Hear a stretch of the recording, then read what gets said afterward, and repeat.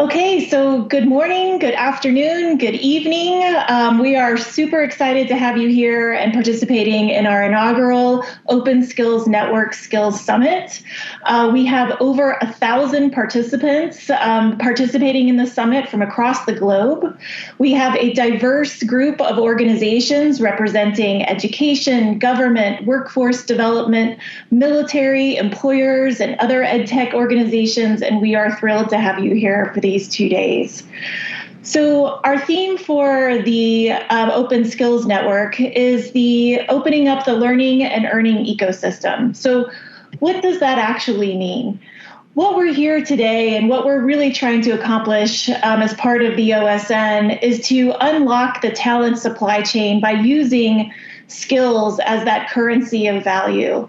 And to do that, we are working to empower our employers and our workers and our educational institutions to come together to really use a common language that benefits us all to being able to really drive this movement. And through this partnership, through this interoperability, we're really hoping to provide those pathways of opportunity to individuals that maybe would not have had those opportunities otherwise.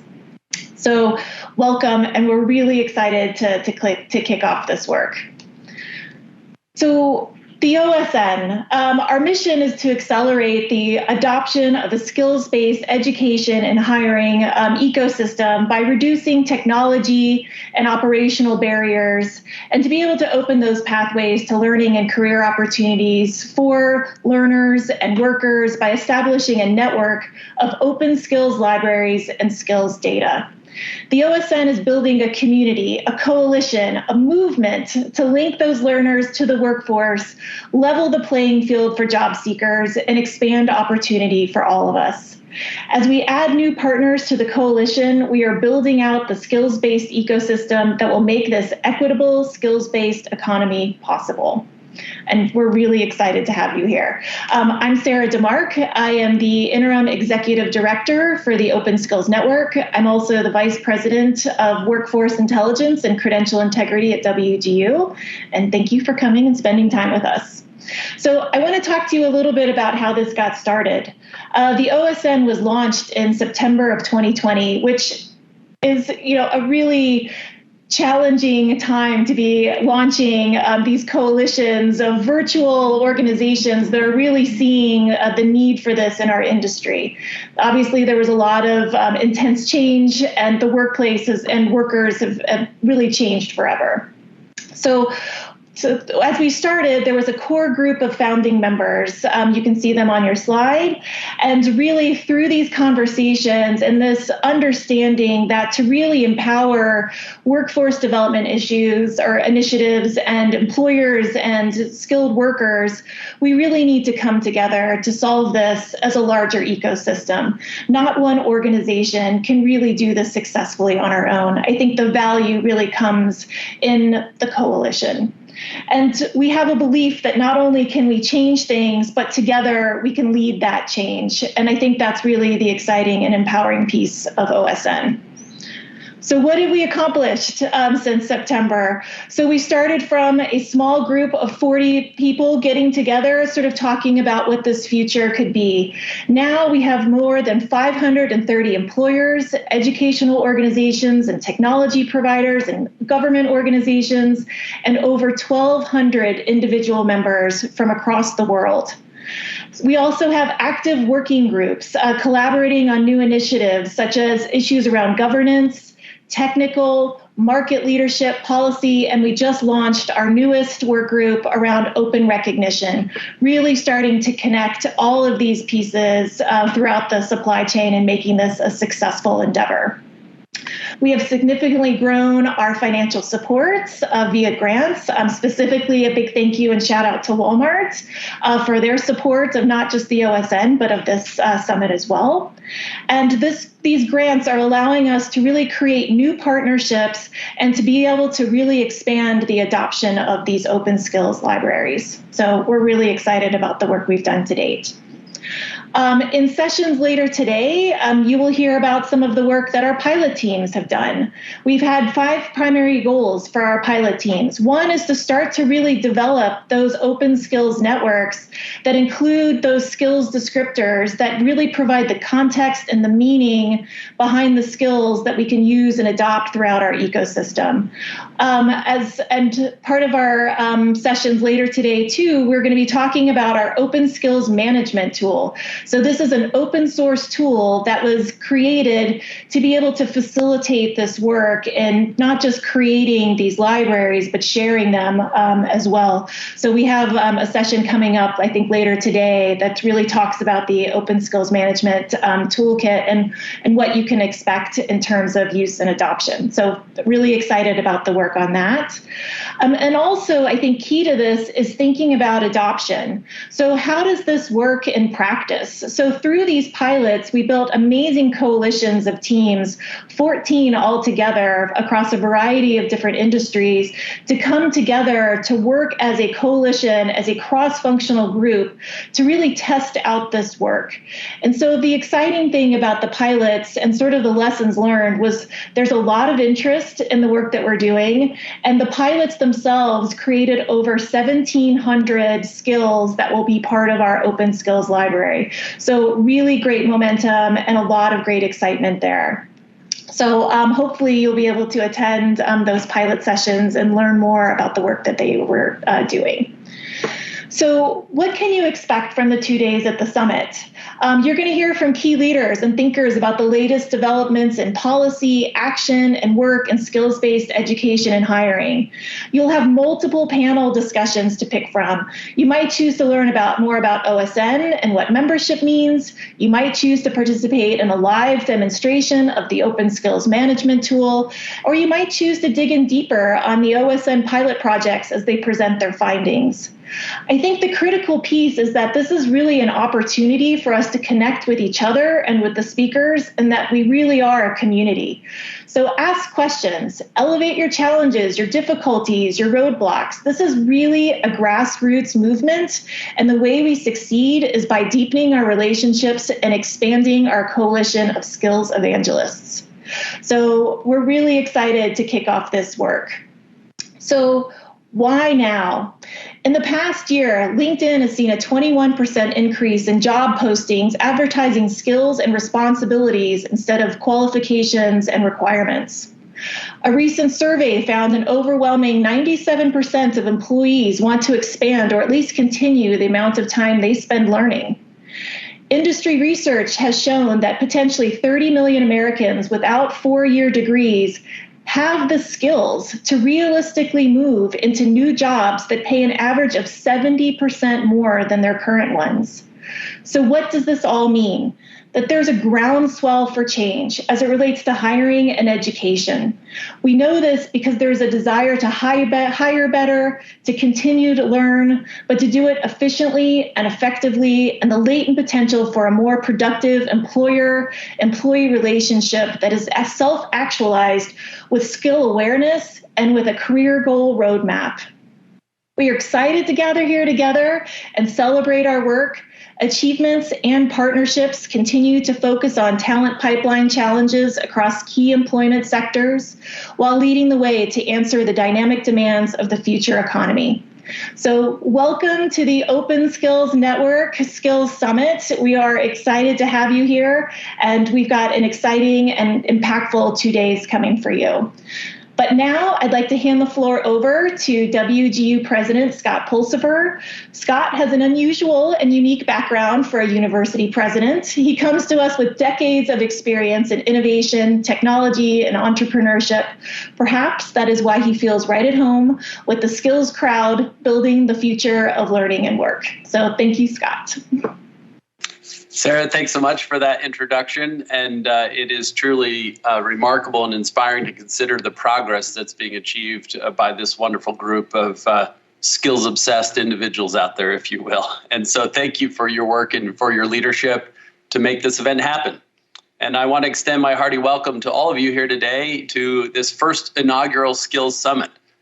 This movement has certainly grown exponentially in recent years, and that growth is not just in the numbers of those people, as Sarah mentioned, but also the organization's interest in skills, but also in the technical achievement, the growth in the collaboration, and the cross-sector connectivity, and certainly a growing importance of skills in our labor markets, our education systems, and to learners and workers everywhere.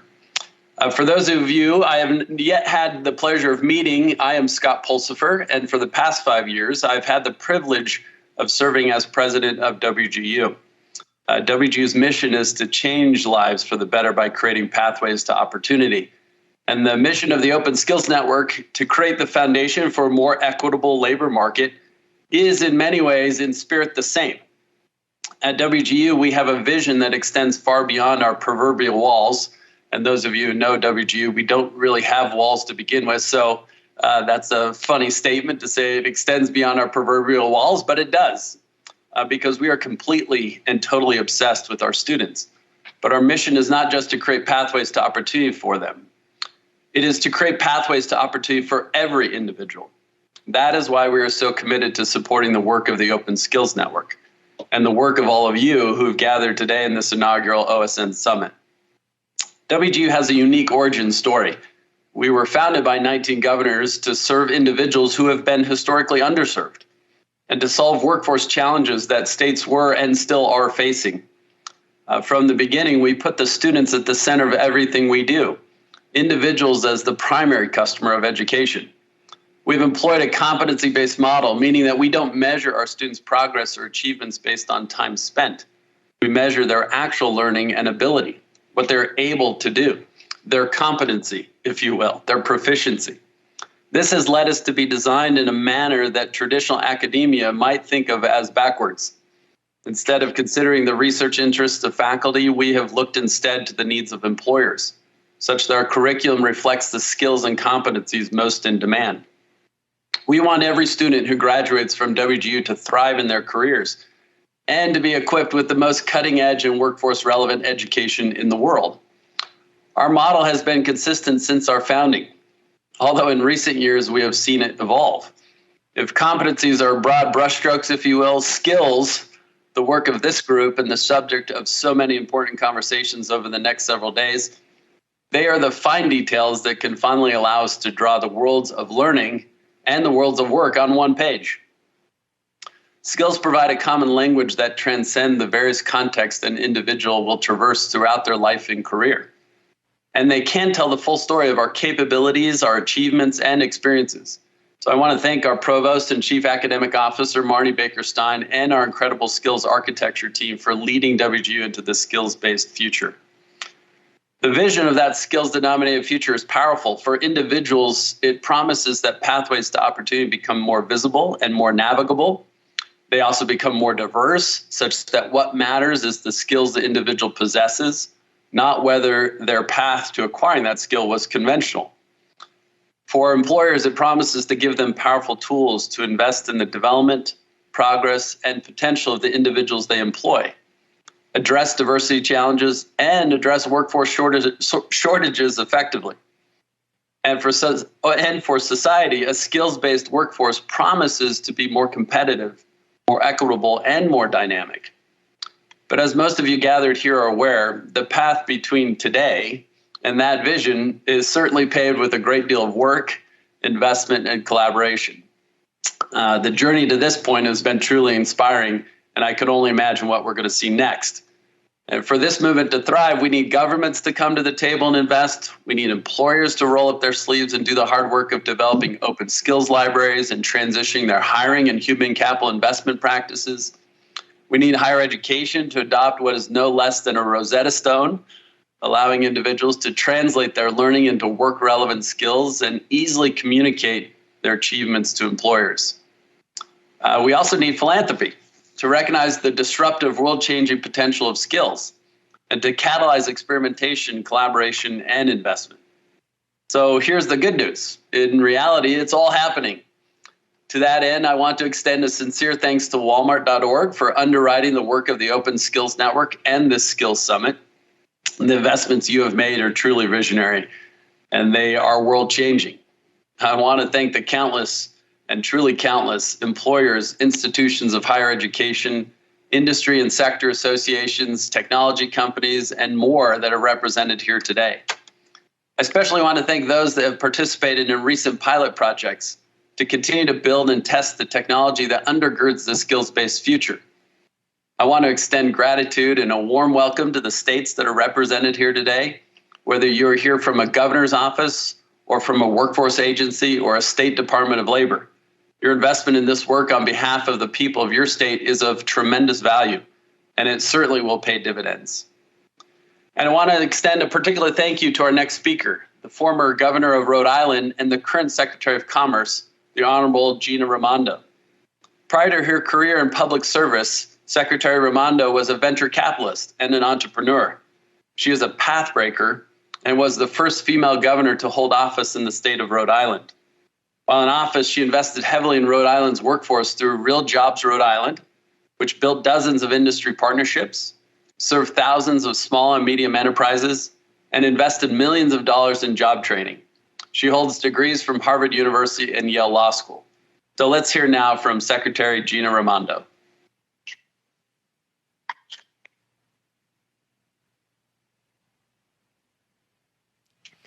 Thank you, Scott, for that introduction, for your leadership, and for inviting me to speak today at the inaugural Open Skills Summit.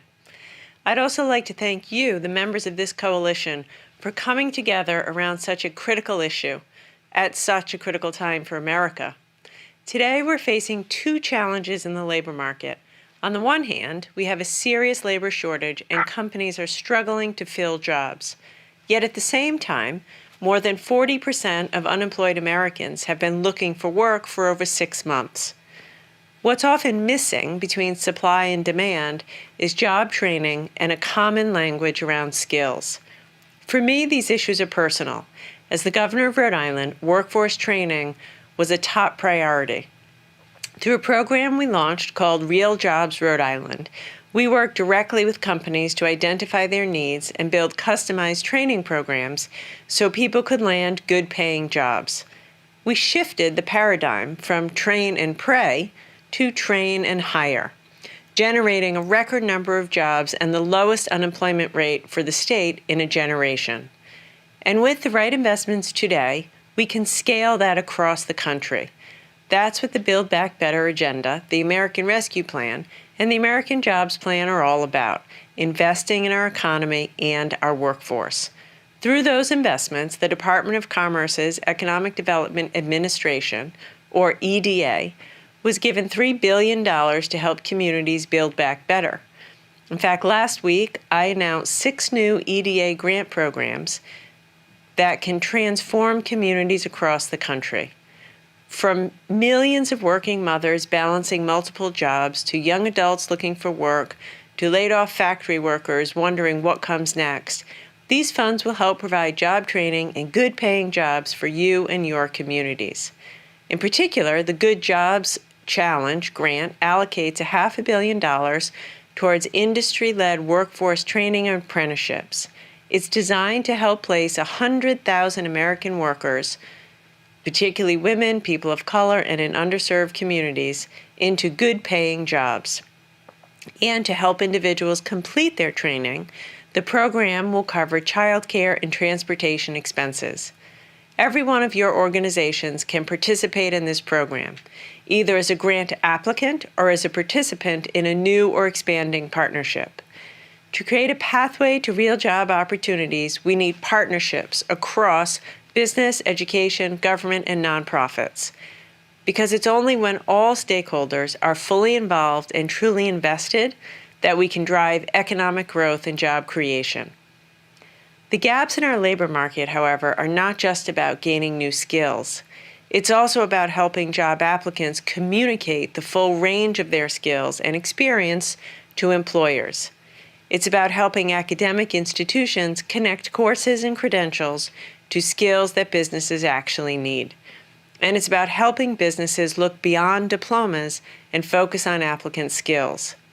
70% of Americans don't have a college degree, and traditional hiring norms too quickly disqualify talented candidates who don't check all of the boxes in their education or experience levels. Changing those norms around hiring, recruiting, and education requires hard work. And that's why the Open Skills Network is so important. Building a common skills language will be a huge achievement for American businesses, American workers, and the American economy. It will make education, hiring, and promotions more equitable and efficient. It will lower search costs for employers and empower individuals to communicate their talents in the labor market. And it will help companies recognize talent and potential from all walks of life, not just from the hallways of privilege. At Commerce, we're here to support you because we believe that every American deserves a fair shot at success, and it starts with job training and building a common language around skills. We need these to recover from the pandemic. We need these to ensure an equitable economy. And we need these to stay competitive on the global stage. So thank you for all that you do. And with that, I'll turn it back over to you, Scott. Thank you, Secretary Raimondo, and thank you for your remarks and for your support. I think the Secretary has laid out very clearly and very well the challenges that exist in today's learning and work economy, whether it's better articulating that which we've acquired in knowledge, skill, and ability through the academic journeys that we've had, or whether it's actually better articulating those skills that we've developed through work-related experience, through military experience, or through the variety of different internship or other life experiences that we have. Creating a platform also by which we can better articulate the actual skills that are needed in the roles that we're hiring for, rather than using the very blunt force way by which we say degree required, that we can in fact see employers and hiring managers better articulating the type of talent that they actually need to fill the jobs of the future. And so I really appreciate the way in which the Secretary has articulated the challenges that are before all of us, not just those who are participating with the Open Skills Network or they're attending today's summit, but in fact, every employer, every government out there at a state and federal level, every institution of education, even new alternative providers, whether they're coding boot camps or apprenticeship programs or others. All of us are seeking a way by which we create a more clear, transparent, and equitable way by which individuals can navigate the path to the opportunities that they want to pursue. The employers can better attract and develop the talent that they need for the future of their work. And so to give some additional context to the work of the Department of Commerce under Secretary Raimondo, the Economic Development Agency grants that she mentioned are expected to create over 100,000 new jobs. It probably represents in fact, the largest investment in economic development from the Department of Commerce in over 40 years. So we have a Department of Commerce that certainly sees the significant problems in our labor markets, but one that also sees tremendous opportunities and is willing to invest in these disruptive, game-changing approaches to how our nation invests in human potential. If there were one operative term at an individual level, I think for me it is progress. How does an individual progress through their life? And I think the skills denominator, skills-based way in which we can adapt learning and work is key to that progress. So with that, I'm now going to turn the floor over to Kelly Ryan Bailey, who by all definitions is absolutely a quintessential skills warrior, and she will be leading us through the remainder of the day.